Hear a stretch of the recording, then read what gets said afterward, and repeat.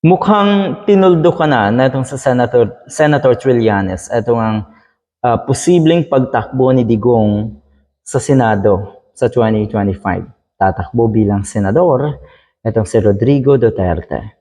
Uso yan dito sa atin, katulad ni Arroyo. Pagkatapos maging presidente, tatakbo naman bilang mayor, bilang congressman. Hindi talaga nila bibitawan ang power. Hindi talaga sila bibitaw. Hanggat, di ba dito sa atin yung political dynasty talagang kasuklam-suklam kung titignan. Dahil sa isang lugar halimbawa, makikita natin na talagang sila lang yung isang pamilya lang na yon ang namumuno. O diba? Tapos, pag kinalaban mo, gulo, madalas ang nangyayari.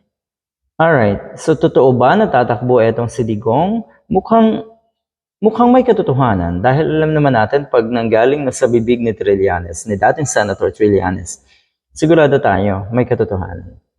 Ibinahagi ni dating Senator Antonio Trillanes IV sa kanyang Twitter account or sa kanyang Twitter post nitong Biyernes, March 1, na tila umano sasabak si dating Pangulong Rodrigo Duterte sa 2025 senatorial derby.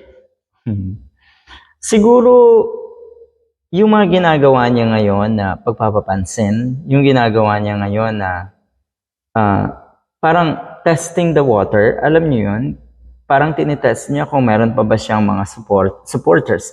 Kung naandyan pa ba yung mga peking diehard. Peke ba lahat? Siguro naman hindi. Pero anyway, marami-rami rin yung diehard na yan. Marami-rami rin yung mga kababayan natin na nauto at napaniwala ng kahibangan na itong si Digong. Pero yun nga, maraming prayer rallies na nangyayari. Paghahanda?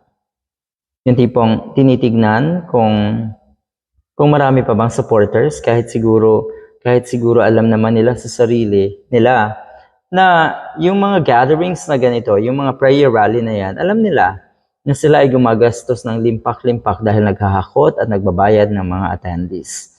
So you see, dito pa lang sa puntong ito, sanay na kayo na pinaglololoko ang sarili niyo. Pero sana wag niyo idamay, wag niyo sanang gawing habit din yung pinaglololoko niyo or madalas niyo lokohin ang publiko.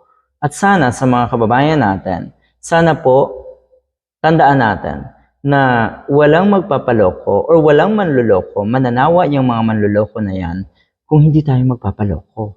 Diba? Mananawa at mananawa yung mga yan. Digong might run for senator in 2025. So we have a year to spread the truth about him, to awaken his moderate supporters. Ayun, tinawag na moderate supporters ni Trillanes dahil siguro alam niya rin sa sarili niya. Katulad noong nakaraang rally sa Cebu, yun nga, flop daw yun.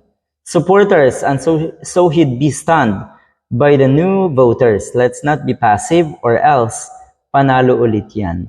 Sabi ni dating Senator Antonio Trillanes. So, dapat